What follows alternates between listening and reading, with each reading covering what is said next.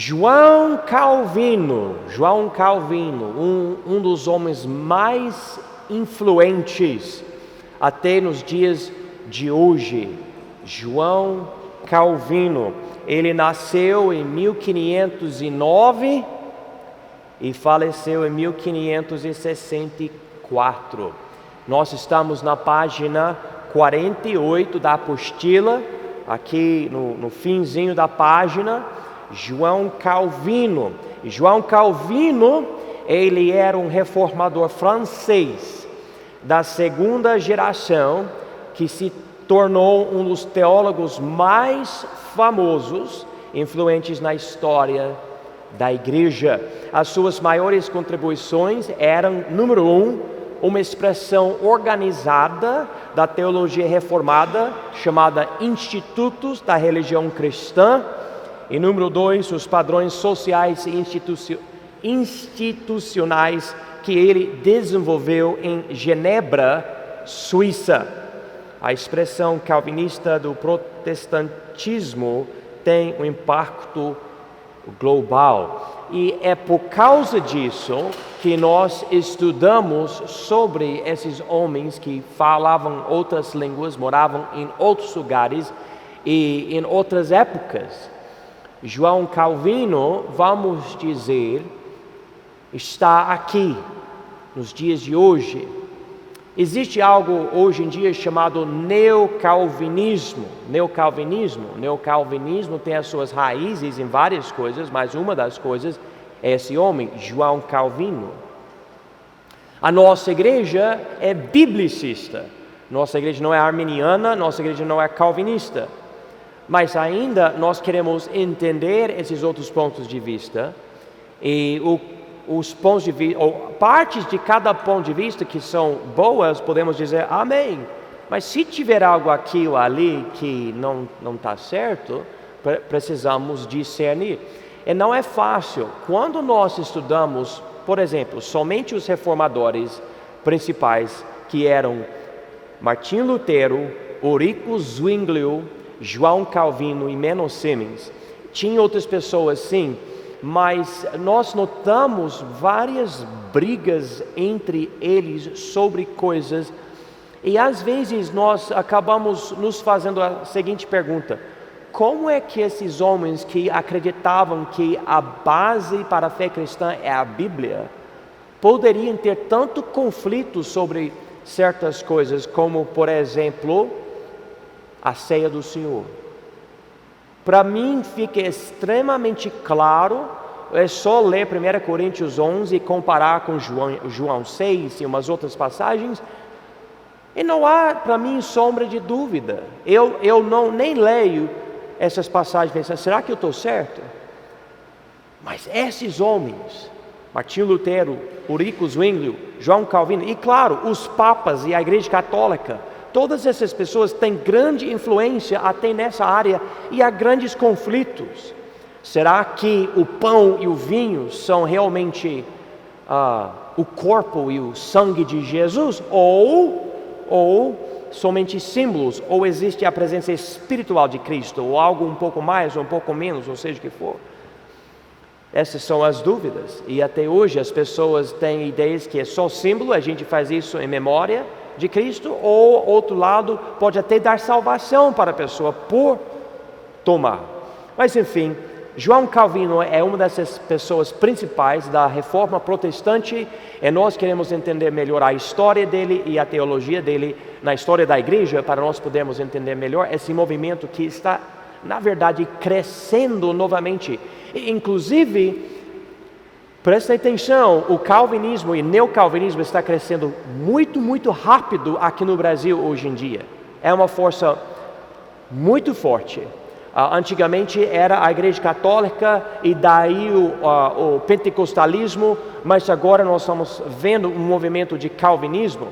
E das três coisas, Igreja Católica, pentecostalismo e o calvinismo, se eu preciso escolher, eu vou escolher calvinismo. Me perdoe, mas vou escolher. Só que isso não quer dizer que eu concordo com tudo. Na verdade, não, eu sou biblicista. nesse sentido. Mas o que nós estamos vendo aqui é que esse João Calvino tem um impacto global, mas ele era um reformador da segunda geração. Note aqui no fim da página 48, ele era reformador da segunda geração, tendo apenas 8 anos de idade, quando a reforma se iniciou com Lutero em 1517. Assim, Calvino herdou muito de Lutero e Zwinglio. Lutero lutava, debatia, brigava. Zwinglio também. Eles tinham lutas, tinha os papistas, né, que apoiavam os papas da Igreja Católica. Tinha Lutero, tinha Ulrico Zwinglio, tinha os anabatistas. E, por um lado, pessoas querendo a liturgia da Igreja Católica e todos os rituais. Por outro lado, tinha os anabatistas, que queriam largar a coisa toda da Igreja Católica e focar somente na Bíblia e não aceitar batismo infantil, nada disso. Então Lutero e Zwinglio, esses grandes reformadores, lutavam e tentavam escrever coisas e pregar coisas, só que eles nunca conseguiram desenvolver algo amplo, organizado, detalhado e escrito para definir e descrever as crenças dos reformadores, dos protestantes, das pessoas que rejeitavam a Igreja Católica, mas não eram anabatistas. Daí João Calvino, ele nasce com 8 anos de idade. Calvino está postando as 95 teses nas portas da igreja. E João, ele é intelectual, estudioso, rígido. E ele vai entrar nessas coisas ao longo da vida dele. Vamos para a página 49. Ele, João Calvino, considerava Martinho Lutero um tipo de pai espiritual para ele, mas Calvino nunca o conheceu pessoalmente.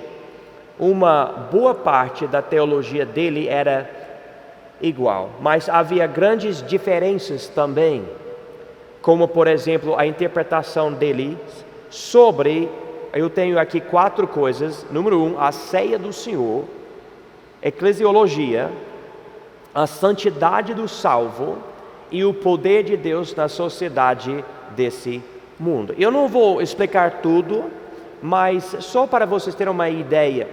Lembra, Lutero, ele rejeitou transubstanciação, a ideia que quando você toma os elementos da ceia, você está sacrificando o corpo literal de Cristo e o sangue literal de Cristo na sua boca.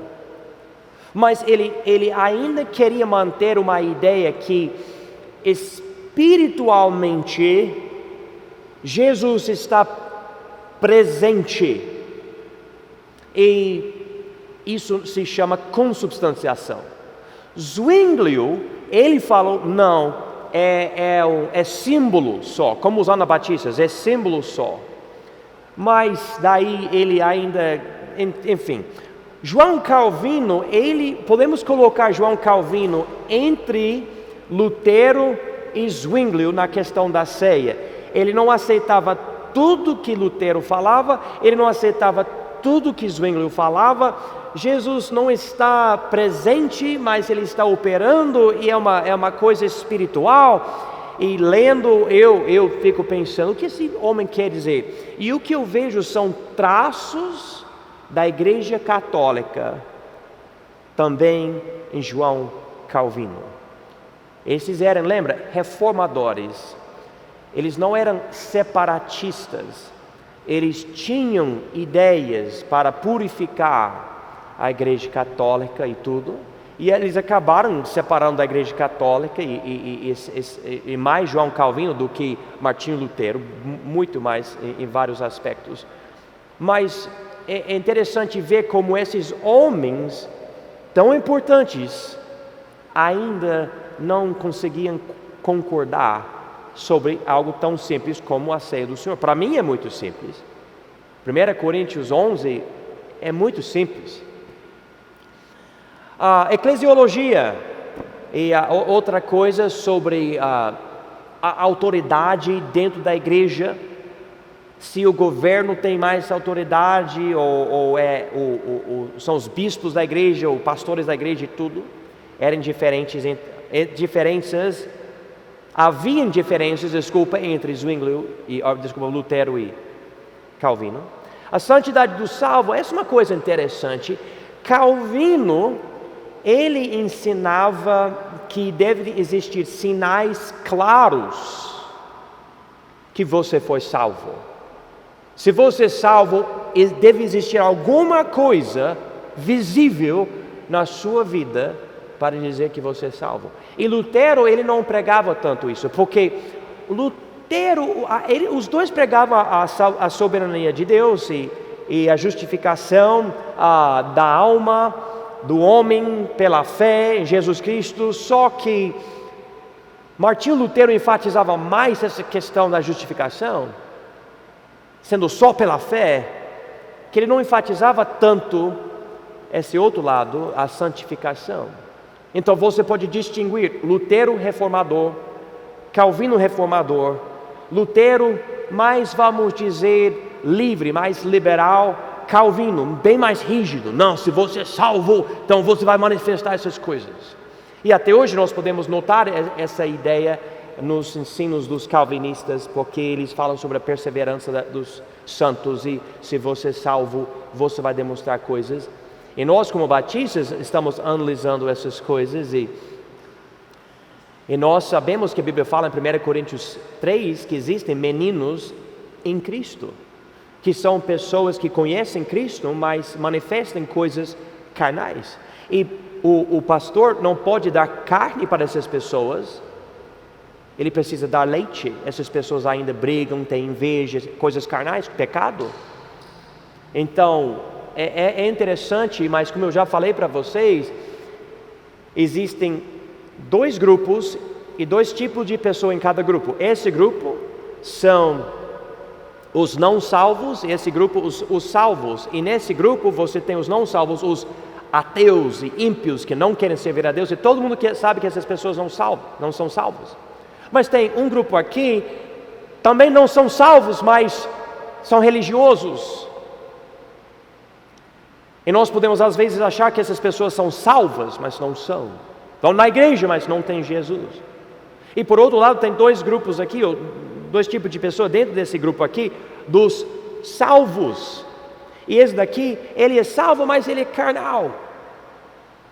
Ele não está deixando o Espírito Santo encher a vida dele e controlar a vida dele.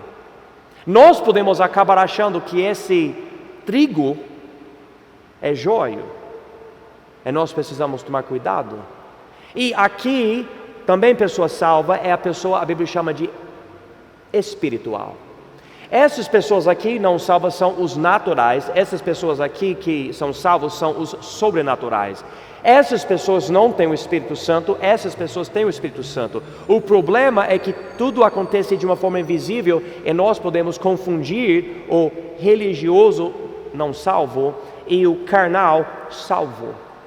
E quando nós comparamos os ensinos dos luteranos e dos calvinistas, às vezes nós estamos querendo saber o que nós acreditamos. Eu digo para você, vai para 1 Coríntios 3. Não, leia o Novo Testamento inteiro, por favor. Passa tempo com a Bíblia e Deus vai te ajudar nessas áreas. Quarta coisa é o poder de Deus na sociedade desse mundo. Eu vou lidar um pouco mais sobre isso mais para frente. Mas os dois mantinham, de uma forma ou outra, o casamento entre a igreja e o governo. Página 49 ainda, número 2. Em poucas palavras, Calvino sistematizou a teologia de Lutero e Zwinglio e aplicou esse sistema para a vida civil da cidade de Genebra, Suíça. Então, ele escreveu de uma forma organizada as crenças saindo da reforma, coisas contra a Igreja Católica. Ele produziu uma obra escrita que transformou a situação, porque daí todo mundo tinha essa coisa escrita tão bem feita, tão organizada para explicar, nós acreditamos no seguinte. E claro, ele organizou a teologia de Lutero e Zwinglio e dele, só que ele tinha umas partes que eram diferentes. Então nós podemos entender isso. Essa aplicação para a cidade de Genebra, Suíça, acabou tendo uma influência internacional, impactando várias regiões na Europa e até partes das Américas. Novamente, como Lutero e Zwinglio, esse líder protestante mantinha o casamento entre o governo e a igreja, formando um tipo de igreja estatal. Presta atenção nessa letra B aqui. Por um lado, isso ajudava a eliminar vários vícios e imoralidade. Ele não permitia nem palavrão. Ele usava a Bíblia para governar o povo, a sociedade, pessoas na rua, pessoas que gostavam de ir para o bar. Ele governava tudo isso, assim. Mas por outro lado, ele não permitia a liberdade da consciência. Algo que acabou causando a morte de Miguel Servet, eu não sei falar isso muito bem no português, Servet, algo assim. Um teólogo, médico e estudioso, que foi queimado na fogueira por não acreditar na Trindade nem no batismo infantil. Segundo Calvino, falsa doutrina era crime. Ele se defendia dizendo: quem sustenta que é errado punir hereges e blasfemadores, pois nos tornamos cúmplices de seus crimes, não se trata aqui da autoridade do homem, é Deus que fala. Então, ele fala, não, mas Deus passou o reino para a igreja, ok? E a igreja deve influenciar a sociedade. Quem concorda que a igreja deve influenciar a sociedade? Vocês podem levantar a mão se vocês concordam. Eu concordo com essa ideia. Vocês podem me mostrar um versículo no Novo Testamento que diz que a igreja deve usar o governo para criar leis contra a falsa doutrina e matar quem ensina a falsa doutrina? Você pode me mostrar um versículo na Bíblia que diz que nós devemos fazer isso? Alguém? Não existe. Mas essas pessoas tinham essa ideia. E quanto a mim, eu sou a favor de usar a Bíblia como a nossa autoridade final, até no governo, para lidar com, por exemplo, estupro, qualquer coisa que tira os direitos dos outros, que afeta as vidas dos outros de uma forma negativa.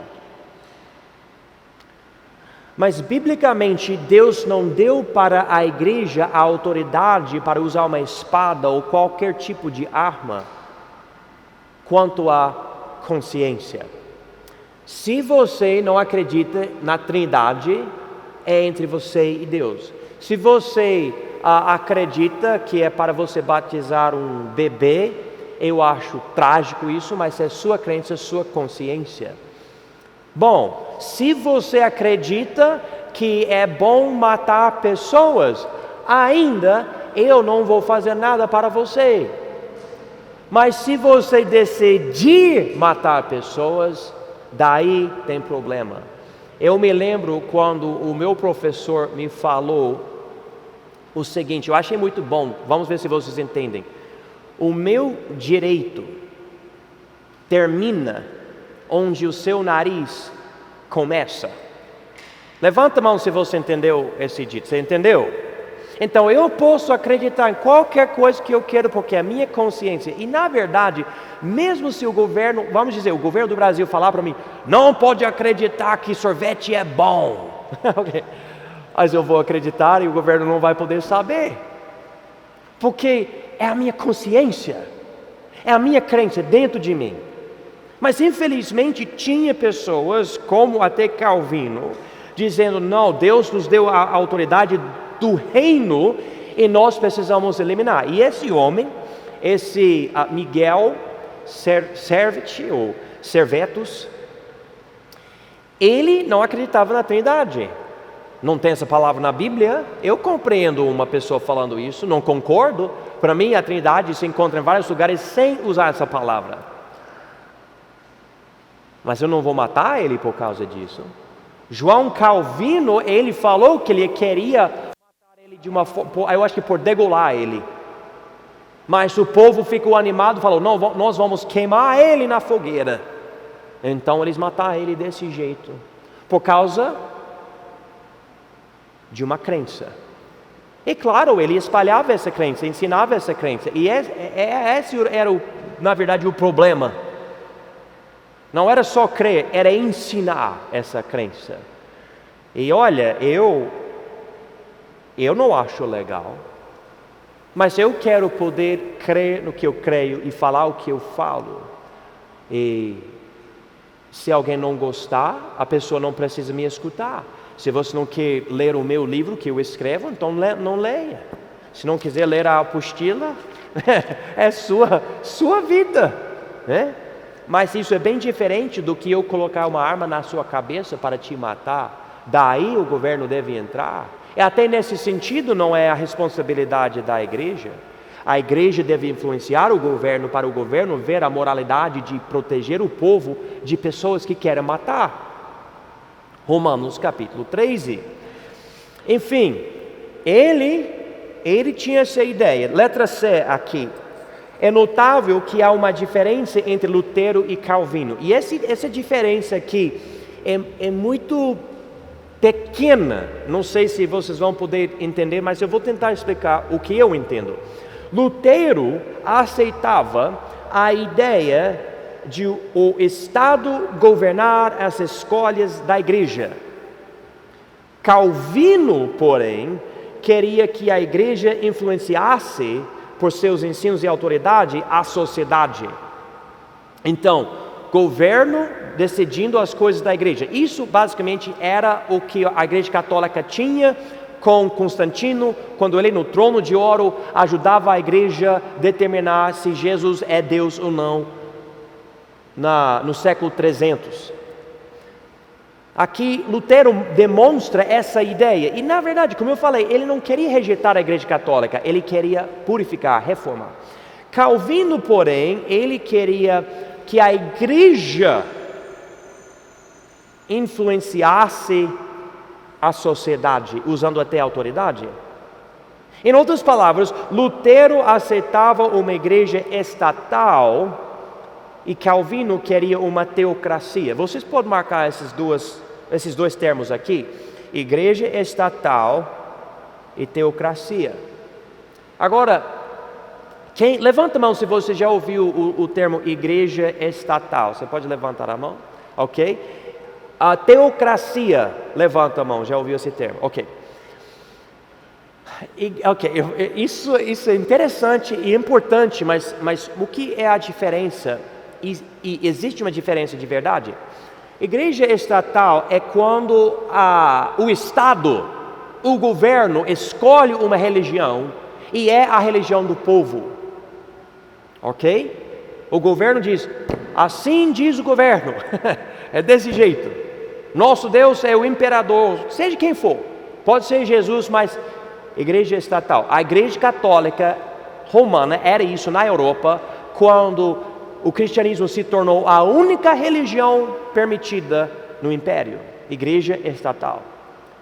Uma teocracia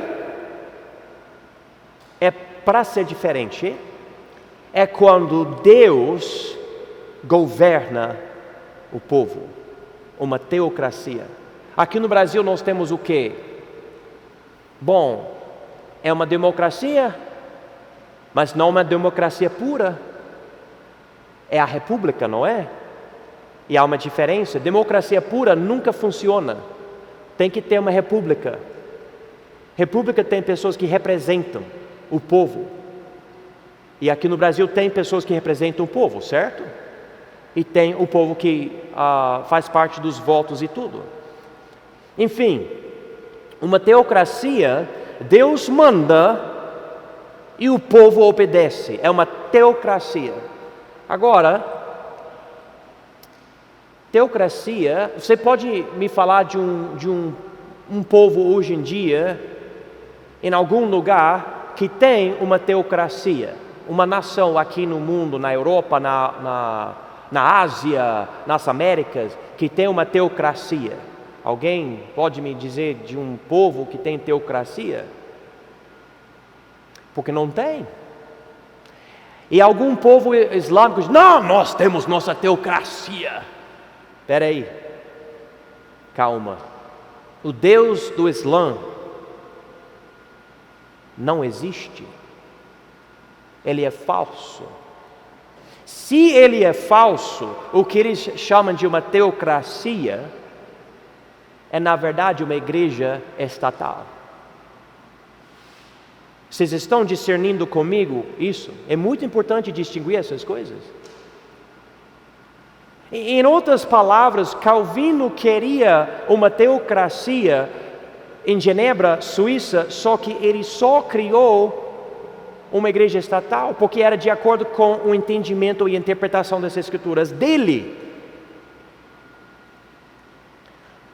Alguém pode me dizer qual é a única teocracia que existe, ou que existia? Alguém pode me dizer? Israel. Mas Israel, exatamente, Israel. Deus mandou Moisés, tirou o povo, levaram o povo para Monte Sinai, e ali quem deu a lei para Israel? Deus, Jeová, Yahweh, ele lá no monte, os 10 mandamentos. E Moisés desceu, ele tinha o que? Ele não tinha escrito. O dedo de Deus escreveu. Uma verdadeira teocracia. Mas vocês lembram? Israel foi de uma teocracia para uma monarquia no livro de 1 Samuel, quando os juízes não estavam fazendo nada certo, os sacerdotes não estavam fazendo nada certo, e ficou feio a situação, o povo estava fazendo tudo errado, extrema imoralidade, e o povo falou, Samuel, nós queremos um rei como todas as outras nações têm.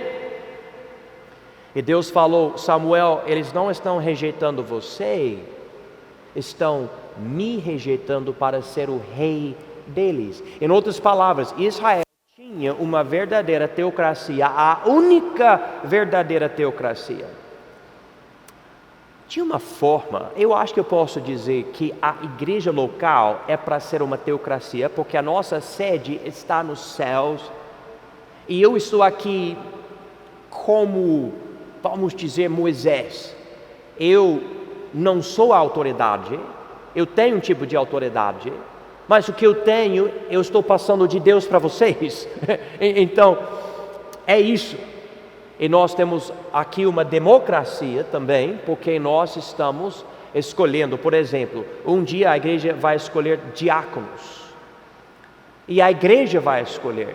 Eu posso passar nomes e falar, esses homens têm as qualificações. Agora, quem nós vamos escolher para ser nosso diácono, ou os nossos diáconos? Mas é só algo para vocês pensarem.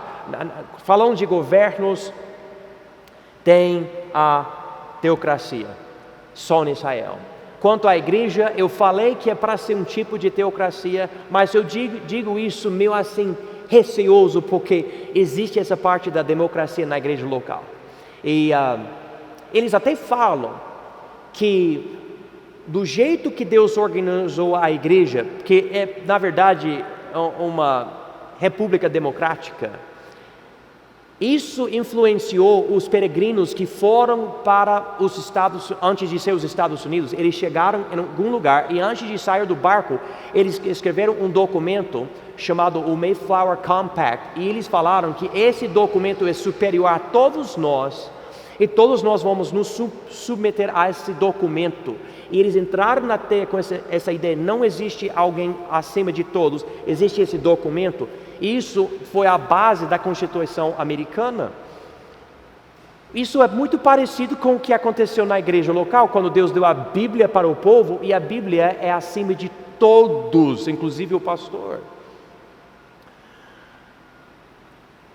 Mas no mundo secular, como eu falei, não existe uma teocracia, de jeito nenhum, não existe.